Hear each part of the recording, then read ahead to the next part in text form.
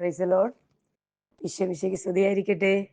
ഇന്ന് 8 നോമ്പിന്റെ 4-ാം ദിനത്തില് നമ്മൾ ഒരുമിച്ച് പ്രാർത്ഥിക്കുന്നത് നമ്മുടെ ജീവിതത്തില് പ്രതിസന്ധികളിൽ എല്ലാ സങ്കടങ്ങളിലും നമ്മുടെ കൂടെ ഇരുന്ന് നമ്മളെ വഴി നടത്തുന്ന, പാപത്തിന്റെ മാലിന്യങ്ങളിൽ നിന്ന് വേർപെടുത്തിയെടുക്കുന്ന കാരുണ്യവാനായ മിശിഹാ തമ്പുരാനെ പ്രസവിച്ച പരിശുദ്ധ അമ്മയുടെ പ്രാർത്ഥന മുഖാന്തരം നമ്മുടെ മേൽ കരുണയുണ്ടാകാനും നമ്മുടെ ചുറ്റിനും പരിശുദ്ധാത്മാവിന്റെ അഗ്നി ആളിക്കത്തുന്ന ഒരു അനുഭവം ഉണ്ടാകാനായിട്ട് 4 തിരുവചനം ഏറ്റെടുത്തുകൊണ്ട് നമ്മുടെ എല്ലാ തരത്തിലെ തടസ്സങ്ങൾ നീക്കുന്ന ഒരു അതിശക്തമായ ഒരു പ്രാർത്ഥന.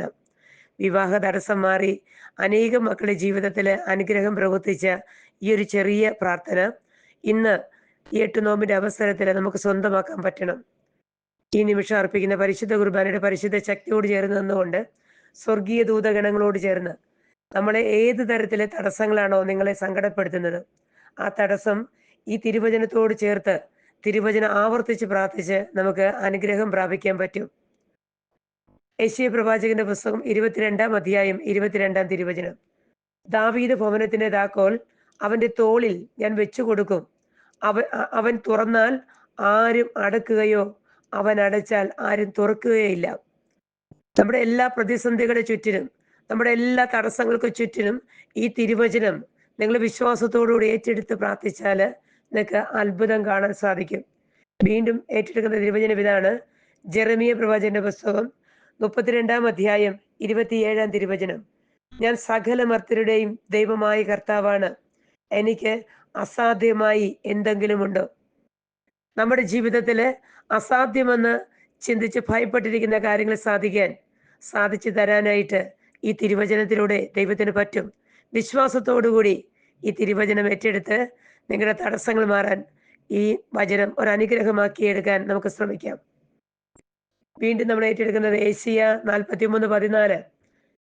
നിങ്ങളുടെ രക്ഷകനും ഇസ്രായേലിന്റെ പരിശുദ്ധനുമായ കർത്താവ് അരുളി ചെയ്യുന്നു, നിങ്ങൾക്ക് വേണ്ടി ഞാൻ ബാബിലോണിലേക്ക് ആളെ അയക്കുകയും എല്ലാ പ്രതിബന്ധങ്ങളും തകർക്കുകയും ചെയ്യും.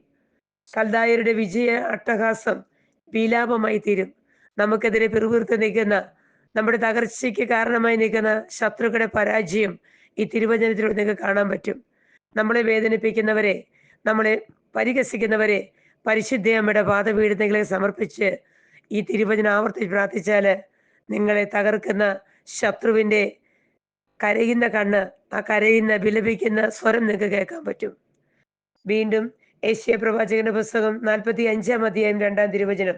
ഞാൻ നിനക്ക് മുൻപേ പോയി മലകൾ നിരപ്പാക്കുകയും പിച്ചളവാതിൽ തകർക്കുകയും ഇരുമ്പോടാമ്പിലുകൾ ഒടിക്കുകയും ചെയ്യും. നമുക്ക് മുൻപേ പോയി നമ്മുടെ തടസ്സങ്ങൾ, നമുക്ക് തടസ്സം വന്നിരിക്കുന്ന എല്ലാ പ്രതിസന്ധികളും എടുത്തു മാറ്റുന്ന അഭിഷേകമുള്ള അനുഗ്രഹിക്കപ്പെട്ട തമ്പുരാന്റെ കരം ഈ വചനത്തിലൂടെ കാണാൻ നമുക്ക് പറ്റണം. വിശ്വാസത്തോടുകൂടി നമ്മുടെ എല്ലാ തടസ്സങ്ങളും എടുത്തു മാറ്റി നമുക്ക് ഇങ്ങനെ പ്രാർത്ഥിക്കാം.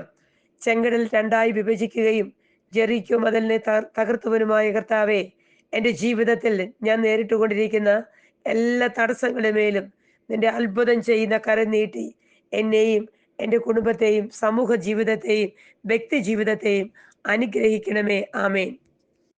വിശ്വാസ പ്രമാണം. സർവശക്തനായ പിതാവും ആകാശത്തിൻ്റെയും ഭൂമിയുടെയും സൃഷ്ടാവുമായ ദൈവത്തിൽ ഞാൻ വിശ്വസിക്കുന്നു. അവിടുത്തെ ഏകപുത്രനും ഞങ്ങളുടെ കർത്താവുമായ ഈശോ മിശിഹായിലും ഞാൻ വിശ്വസിക്കുന്നു. ഈ പുത്രൻ പരിശുദ്ധാത്മാവിനാൽ ഗർഭസ്ഥനായി കന്യകാ മറിയത്തിൽ നിന്ന് പിറന്ന് പന്തിയോസ് പിലാത്തോസിന്റെ കാലത്ത് പീഡകൾ സഹിച്ച് കുരിശിൽ തറയ്ക്കപ്പെട്ട് മരിച്ച് അടക്കപ്പെട്ട് പാതാളത്തിൽ ഇറങ്ങി മരിച്ചവരുടെ ഇടയിൽ നിന്ന് 3-ാം നാൾ ഉയർത്ത് സ്വർഗത്തിലേക്ക് എഴുന്നള്ളി സർവശക്തിയുള്ള പിതാവായ ദൈവത്തിന്റെ വലതുഭാഗത്തിരിക്കുന്നു. അവിടെ നിന്ന് ജീവിക്കുന്നവരെയും മരിച്ചവരെയും വിധിക്കാൻ വരുമെന്നും ഞാൻ വിശ്വസിക്കുന്നു. പരിശുദ്ധാത്മാവിലും ഞാൻ വിശ്വസിക്കുന്നു.